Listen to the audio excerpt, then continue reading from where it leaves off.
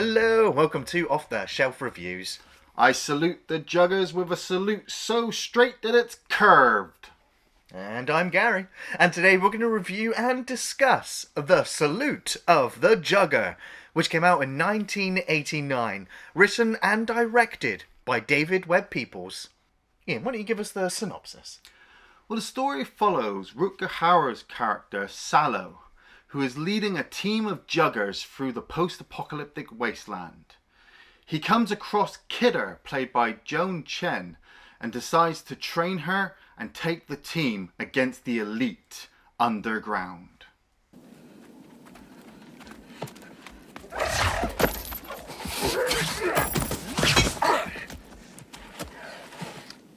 So, like I said, this is from writer-director David Webb Peoples, who doesn't have that many films under his belt as a director, but is really well known for some of the films that he's written in his time, including Blade Runner, Lady Hawk, Unforgiven, 12 Monkeys. You know, like, some of these films have gone down as all-time greats. So it's always interesting to see a writer now also in the director's chair as well, directing his own project. But it seemed like the budget wasn't entirely there for this film. And in order to save some money, looks like, you know, they chose to film in South Australia. But that's also, I mean, the director also said that he was a little bit tired of American deserts. You'd seen them in almost every other film. And so they found this location called Coober Pedy in South Australia, and they said the moment they saw it, they didn't need to scout locations anymore. This little section of Australia was just perfect, and it also housed more than 40 different nationalities within this small area. Nice. So, like, we don't need to bring in extras from around the world. We've already got this post-apocalyptic settlement right here. So this film also has a different name. It released in Europe and Australia and many other regions as The Salute of the Jugger, which also is, I think, about 10, maybe 12 minutes longer than the version that released in America, which is known as The Blood of Heroes. And so it can be... And this film is also one of those films that has kind of, by and large, been forgotten. Never made the transition over to Blu-ray. Never did, I caught this movie one night when I'd gotten back late after a night out with the guys. And I had no idea what the hell I was watching. All I caught was some girl chasing a skull in the desert while some people were bashing the crap out of each other. And I thought, what the hell's this? And The Salute of the Jugger just kind of, the title just stuck in my head. I was like, I need to see this. And then as the time passed, you know, I was wanting to watch it. And I'm like saying to Gary, hey, we should watch this. And, you know, it's not very well known. You know, barely anybody I know has ever even heard of this movie or has even seen it. So obviously it just kind of went under the carpet. And then when we decided to sit down and watch it, I was just like, okay, right, tonight's the night. And I sat down to watch it. And this movie... wow. Like we said, this director, he's written the screenplays for some of the best movies of our time, you know, but he didn't direct them. Somebody else was in the chair. So it was interesting to see how he went with this. And when you have just the opening, like you saw the title crawl. You know, the people have forgotten everything about the 20th century, you know, whatever technology they had or whatever war started it, you know, it's gone. All they have now are the Juggers. I like that it kind of hints that it happened so long ago that nobody even remembers where this Jugger game originated. And so that tells you, like, Jugger only originated after the fall.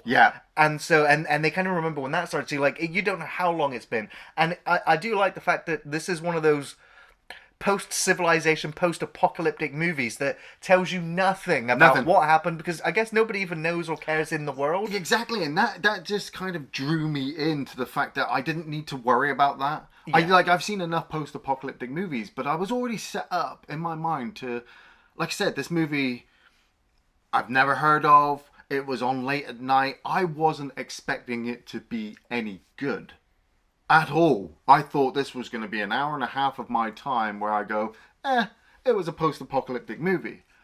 But I start to get drawn into it because I am really interested, and we start to see Rutger Hauer's character, Sallow, walking through the desert to this settlement. And we see this kid just start shouting, Juggers, Juggers, Juggers are coming. And you're like, okay, what the hell's a Jugger?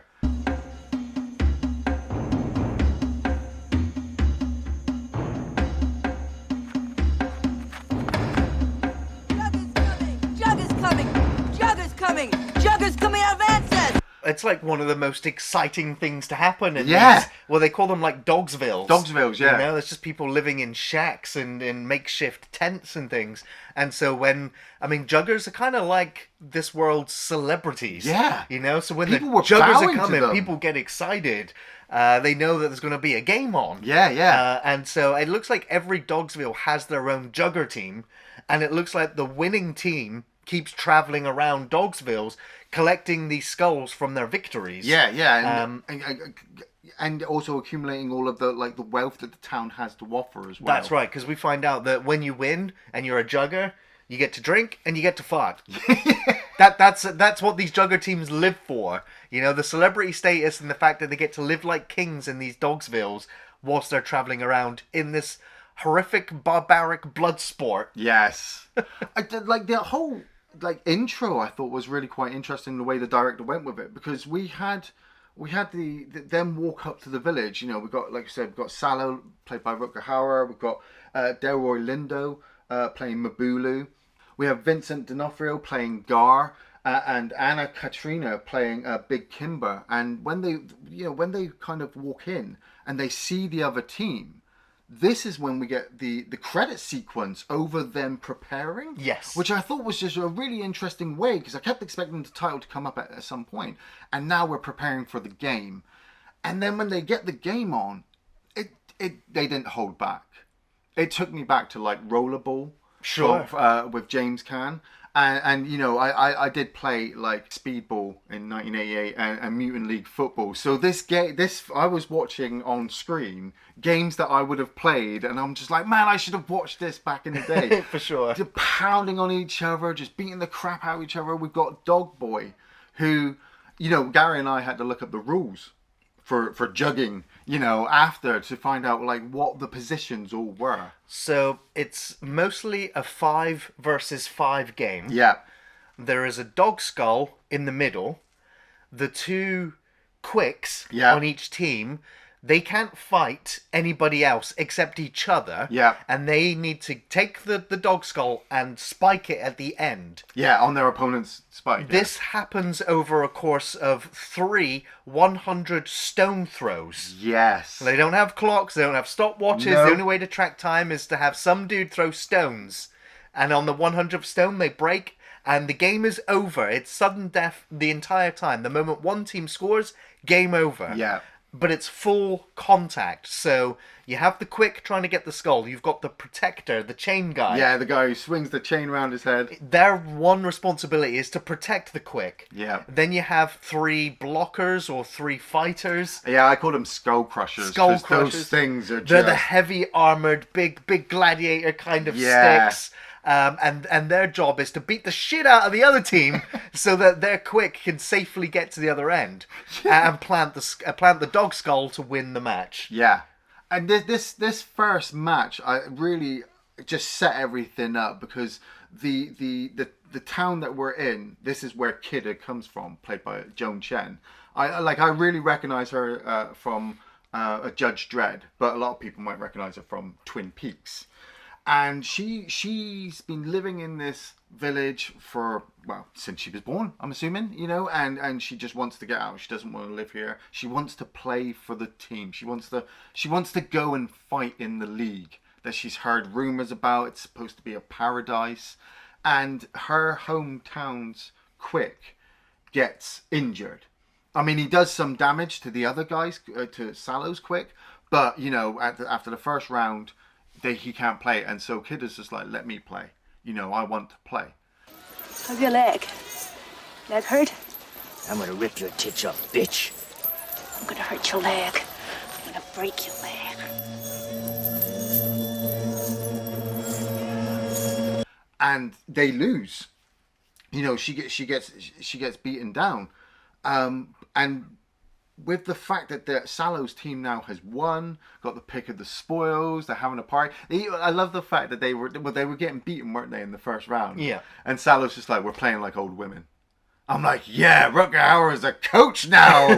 He's going to be coaching everybody. Like, and he comes up with the formula. You know, you can tell.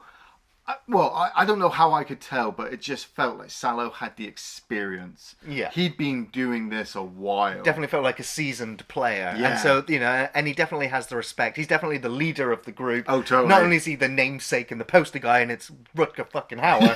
You know, when that man speaks, you listen. You fucking listen. And he rallies his team, and they demolish this Dogsville's team. Yeah. And like you said, then they're partying, they're drinking, they're fucking, and then they're ready to get on the road the next day. But they're quick. His knee or his legs took so much damage that he's just, he's struggling to keep up with them. And Sallow has also noticed her on the rocks, kind of looking over. Yeah. He's not saying anything to her. He's not hinting anything. But it's like a kind of loyalty as well, because Dog Boy doesn't want to slow his team down, but then they don't want to lose him because he's there quick. And when Kidder first turns up, she's like, look, I'm really sorry about your leg, but, post-apocalyptic wasteland and all that shit. It's the sport. It's the game. It's the sport, she's just like, I'll go with you. And they're like, look, he's fine. And I was really surprised. I was thinking, okay, they're going to fight. She's going to get killed. Maybe Dog Boy's going to be a dick. No, it really felt like this little team had been together for so long, they didn't want to leave him. Yeah. So then when you cut to the sequence where he's sat by the tree and he's just like, I can't stand. I'm like, shit, yeah, this is no medical supplies. There's no doctors. His injury, it's taken him out of the game. And they're like, okay. And he's just like, look, just leave me some food, leave me some water. I'll catch up to the next town and find out where you've gone from there. Yeah, and it's not like he's given up. It's more like a sacrificial kind of thing. Like, I'm not going to hold you guys back. Nobody carries Dog Boy. Right. That really hit me. I'm like, this character's not been here for long, but I really feel like it's a shame to leave him, but we've got no choice. And then when the group carry on, we come across what it really shocked me. There was just an armoured car in the middle of the desert. I mean, you say car, but it didn't look like it had any wheels. What was with that camera angle? They literally cut off half the body of this car. And you watch the two actors walk up a slope. And I'm like... But the team just bow. Yes. It seems like these are like royalty, but they also look like law enforcement of some kind. We get no introduction or anything. These two guys literally come across, everybody bows, and they say to Gandhi, the manager, they're just like, give us your money. And he's like, how much do you want? He's like, all of it. And I'm thinking, there's only fucking two of them. Kill them. But then I'm like, whoever they work for is going to find out about it, And that would be the end of these guys. So after winning their game, they're now completely fucked anyway. Yeah. And so they kind of reluctantly accept that they need Kidder now to join in their team. Yeah. And so then we get a kind of like a training montage. We just basically get a practice round. And we've also had the previous Dog Boy complaining about Vincent D'Onofrio's character not being very good. Yeah, they're like, what does he say? I think Sallow says, he's really young. Yeah. And Dog Boy says, no, he's really shit.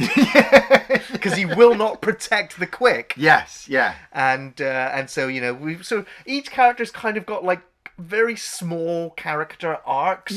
Or a sense of development with these characters, because the film doesn't have very much story, but it is all very character based. Now, when I was watching this film, I was like, man, this film is a great example of world building. Yes. A part of me was like, this is world building the movie. Yeah.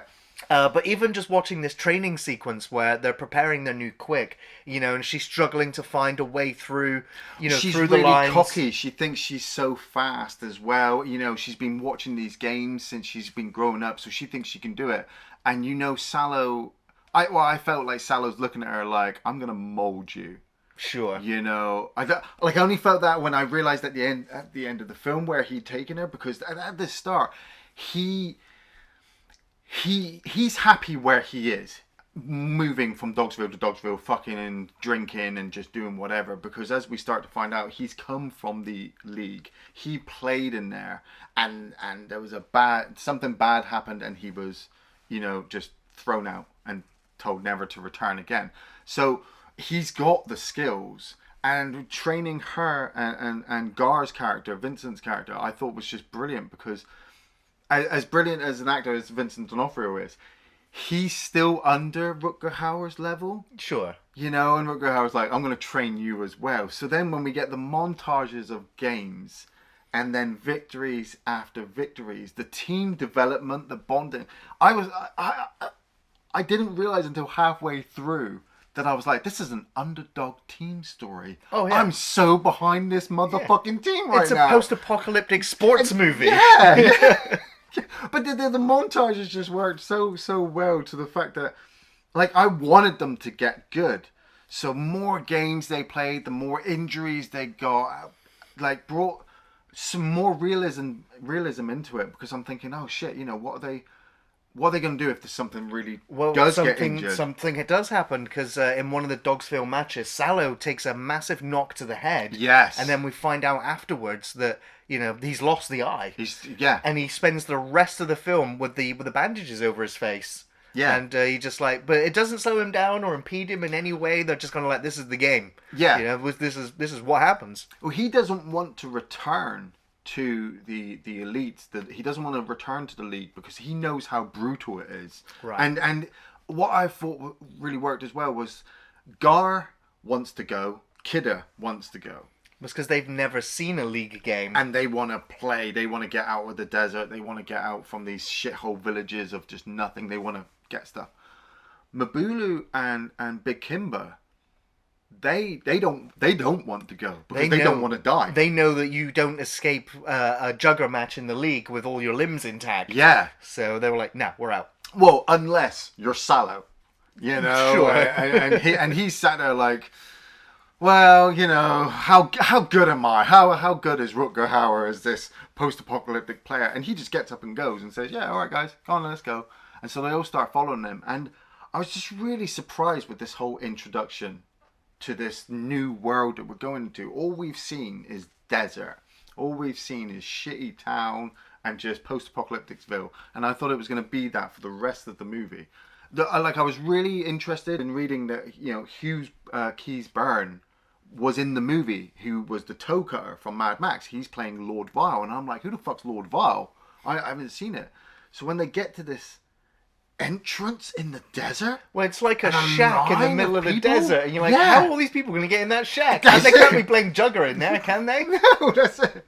But then obviously you start to piece together this is going underground, because they get to this elevator and the elevator goes down and down and down.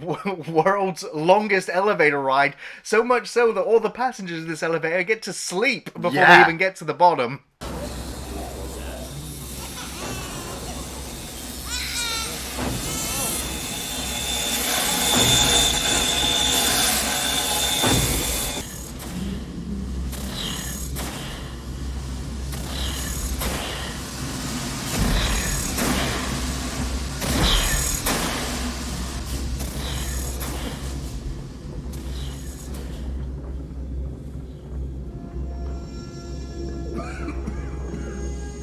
Like, how deep is this, or how slow are they going? In a post-apocalyptic wasteland, you want to be deep, deep, deep underground, don't you? Man, that's pretty damn deep. I know. I mean, it felt like the other side of the fucking world when they got down there. But that's it. As soon as they got down there, it was like a whole new world. I'm just thinking of all the poor bastards that are waiting up top for the next ride. I don't know who actually has it better. Right. Because there's so many people down here. Every space is just crammed. You can move, but you've got to keep moving. And I love watching like the food that they prepare in post-apocalyptic wastelands. It's always those rat burgers. Those rat burgers, giant dog things. I'm like, where did they get that? Like, we haven't seen any animals, so how? And it does get super fucking interesting when you see what the elite's eating. Right. Yeah. Yeah. But you've got to put a challenge forward, and I'm assuming that the skulls that you collect from the villages, you then take to the elite, and then you get to challenge them.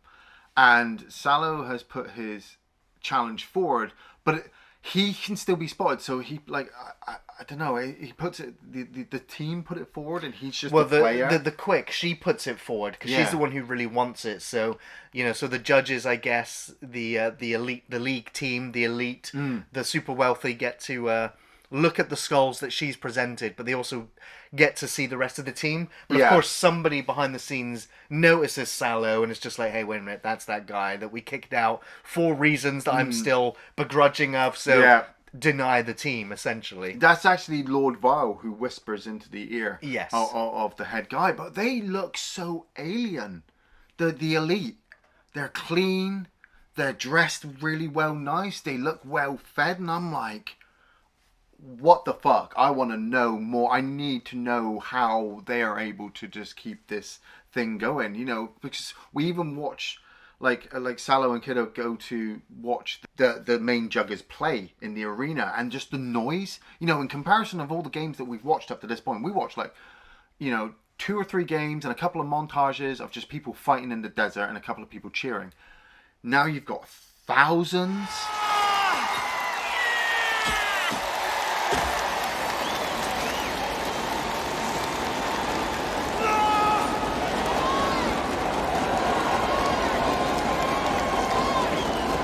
Cheering, stomping their feet. People are being brutalized to fuck. I say the weapons look like they could do more damage. The armor that they're wearing is all uniformed. Yeah. And so it looks like, it looks like the big leagues.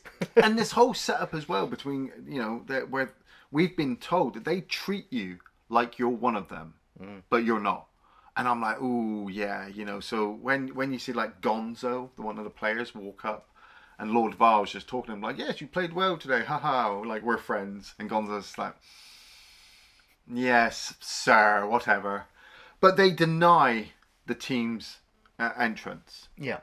The rest of the team don't know that they've been denied just yet, and so they kind of just try to make themselves at home. And it is one of my favourite visuals in the film, where Sallow is basically paid for a bed, for a cot.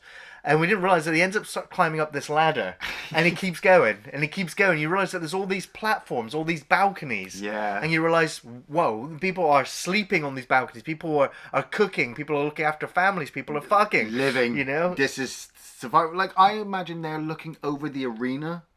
Possibly. Or a market space. Yeah, because when Gar comes in later and starts shouting up to them, I'm like, well, where is this? Because people are like, shut up down there, I'm trying to sleep. I'm like, this is a proper living area for them. You could roll off the edge at any point and die. Well, especially if you're at the top somewhere. We saw how long that lift ride was. That's it. I was actually thinking when he was climbing, I'm like, how do you keep track of the bed? Right. Do you just daily come up to see if there's anybody on there and then you throw them off? Or do you have numbers? And is it better to be at the top or the bottom? Bottom, I'm thinking? I don't know.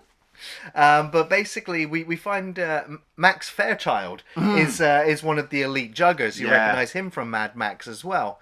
And he's been told that they're going to allow this renegade Dogsville jugger team to partake. Yeah. So long as you destroy and kill Sallow in the game, because of the personal vendetta. Man, I loved that whole sequence because the cello being played really threw me off, and then the fact that they're eating what looks to be a giant Komodo dragon. Right. Yeah.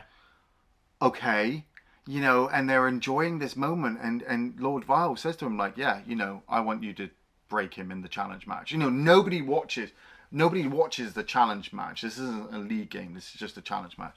And Gonzo's just like, you want me to do that? Yep, I want you to do that because I'm guessing it was his wife that the indiscretion was put forward to a cross.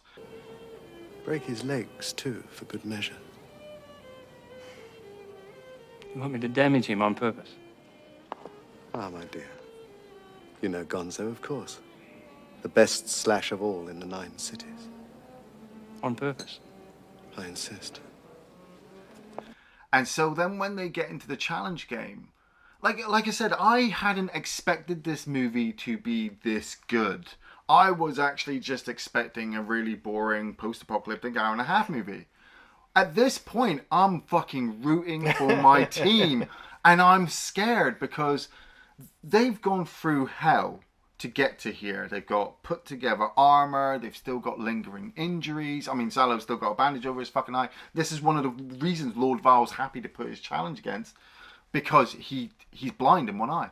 And so when you see the other team come forward and they're proper fucking armored, you know, they've got their weapons stowed, the stones start and they start playing, and Gonzo purposely pins Salo. Well, that's the thing, because Max Fairchild's character said to his teammate, like, pin him, because there's like, I don't know, like a camaraderie, there's a history, there's a friendship, whether they played on the same team before or not. And he's just like, I don't want to kill him. I don't want to break his legs and kill him, so just pin him and sit on him for the entire match. I felt Gonzo, Max Fairchild's character, was the second guy that Salo had mentioned being the two people who'd made it in.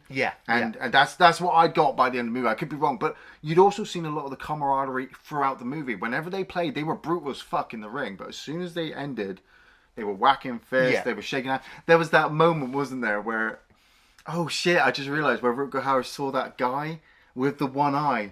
And he winks at him and they laugh. Oh shit, and then comes back, he's got the bandage.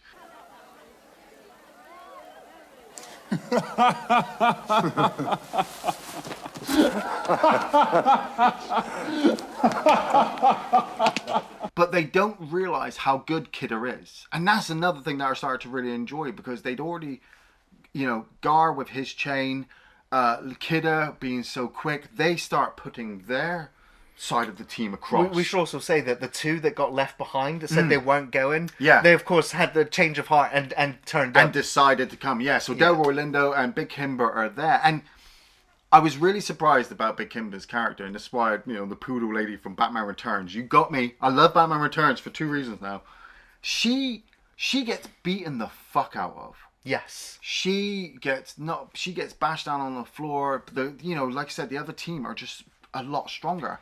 But she puts up such a good fight. She holds on to that guy's leg and just gets bashed. And people start cheering. And I'm like, wow, that's a really strong female character again on top of Joan Chen. Well, it's the fact that it's built up to like such an underdog moment. Yes. Because like throughout the film, Salo mentions that the one time that he was in a challenge team, they got eviscerated after 26 stone throws. Yes. And like no challenge game had ever gone to 26 stone throws. Yeah. This game gets to 100 stone throws. And so as it's counting up, people are getting more and more excited, because no challenge match has ever come this close. Yeah. And so it's embarrassing for the league team. Yeah. It's exciting for all of those watching. Yeah. But yeah, sadly, like the injury she sustained means she can't go back out for round two. Yeah. And so like the coach, the traveling Gandhi, he's just like, he suits up and he's like, I'm in. And I'm like, oh shit, because we'd already seen him helping train, and he seemed like he could handle himself in these situations, and he's like ready to go. And it was so cool, because Salos was like, go for a fish hook, and he's like, yep. Like he doesn't have to break it down. He's just told him.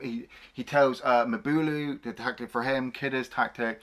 And they go back out, and it's another 2 sets of 100 stones. Yeah. The place is roaring. People's feet are stomping. You know, fucking, you can tell bets are being made. Lord Val is obviously, he's upset, but he's impressed as well, I feel. Because this next section of the game just... It gets so good. Like I got confused. I always kept getting confused who was who when they had the masks on. But it wasn't until the end that I realised that when Salo starts to fight Gonzo and then fucking whacks him in the balls twice with his stick and puts him down, and he puts him up against the fencing where Lord Val is, and he just bashes him just to be like, yeah, you ain't winning this time.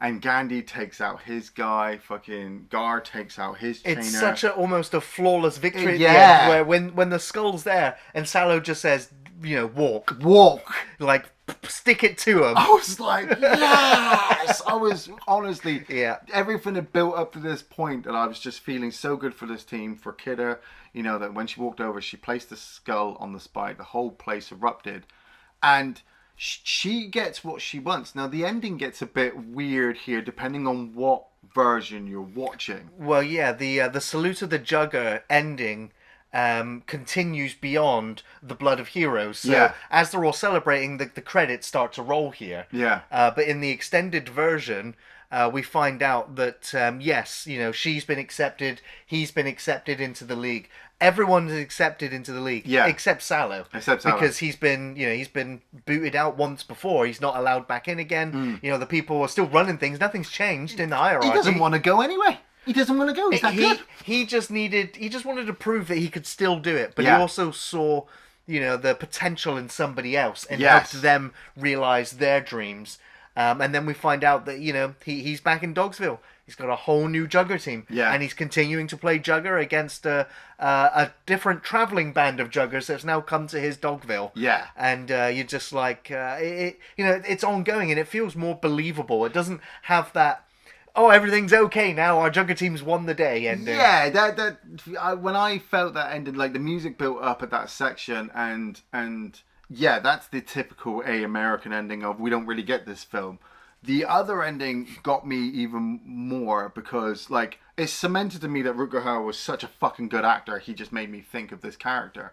But as well, where you had the silhouette of this team that looked like it ate its dead, standing there, and he's not losing any confidence. He's got a new quick. They're gonna play, and they're gonna win. I was like, fuck yeah.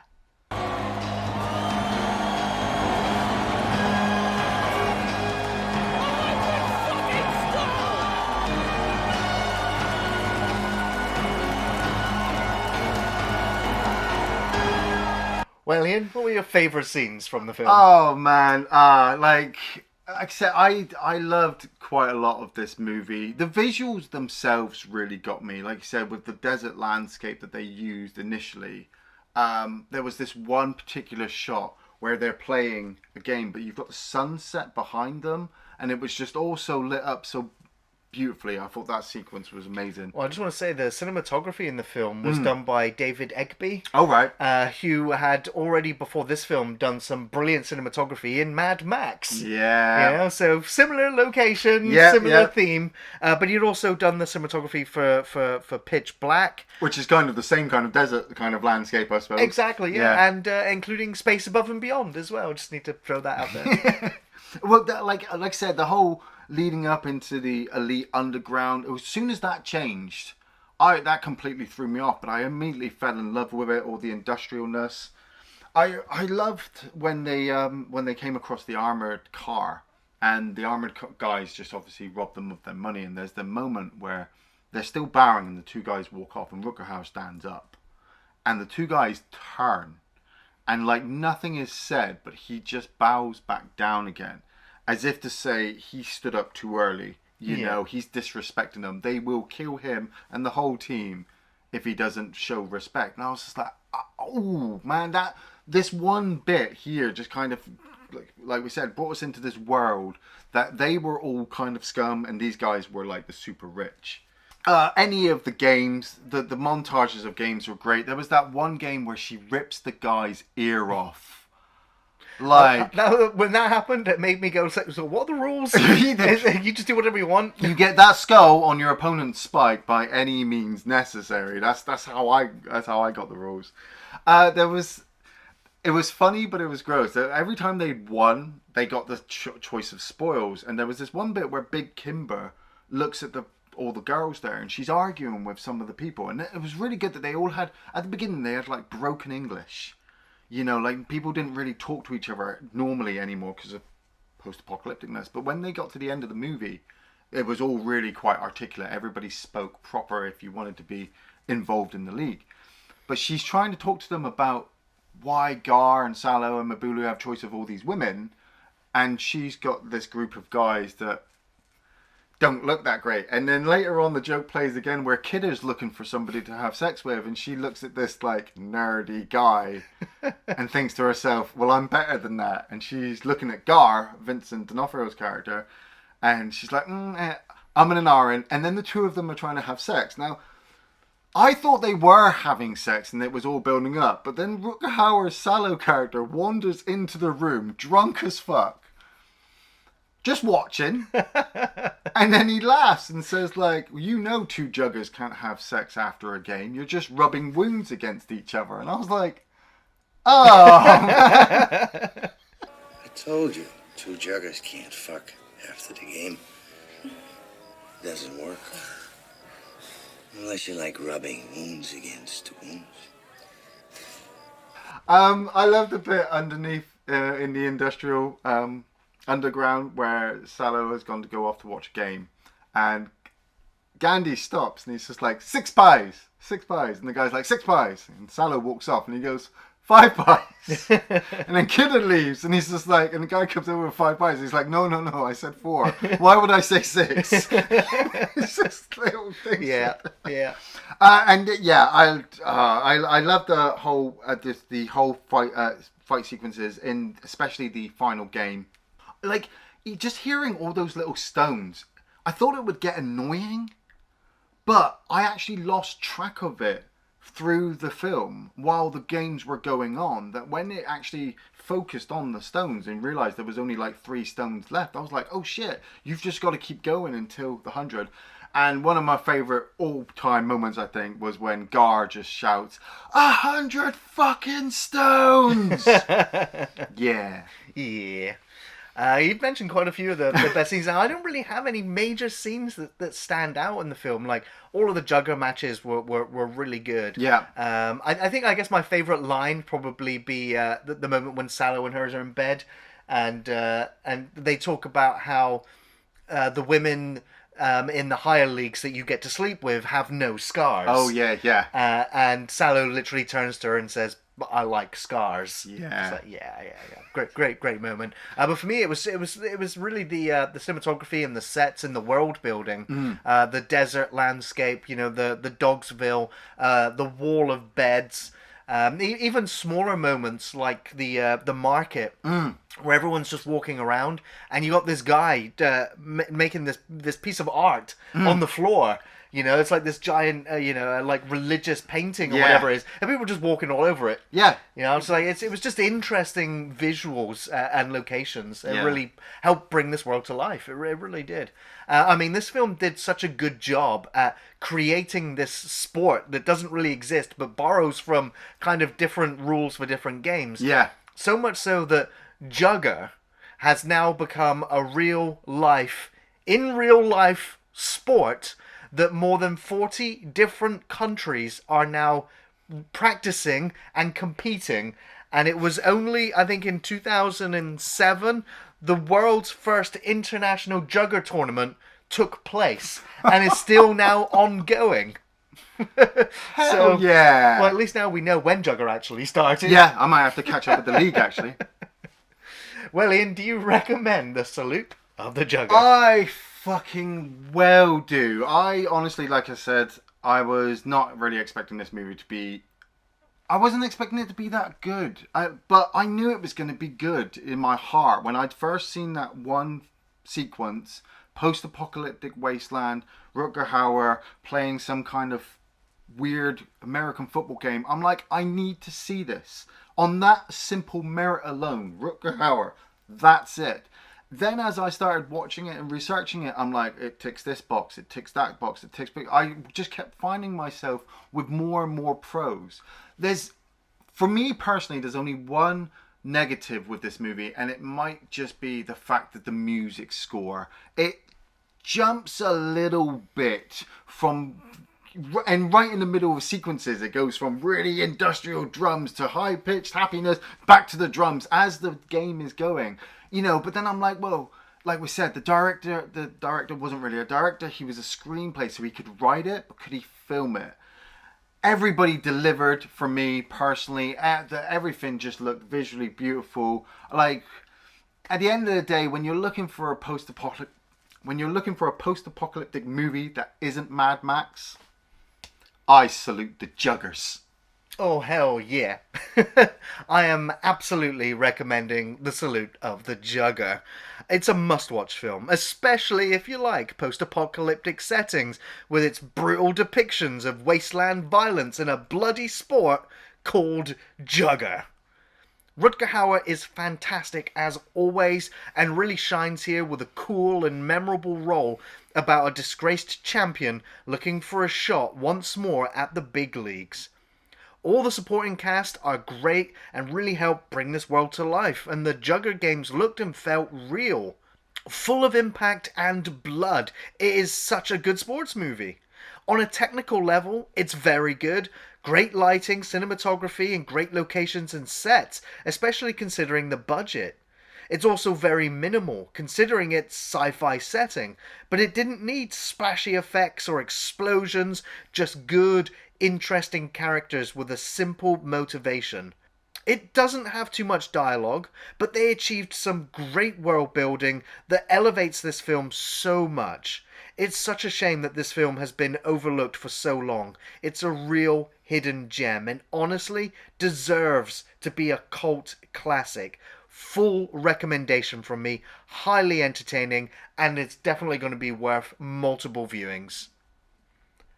Thanks for watching Off the Shelf Reviews.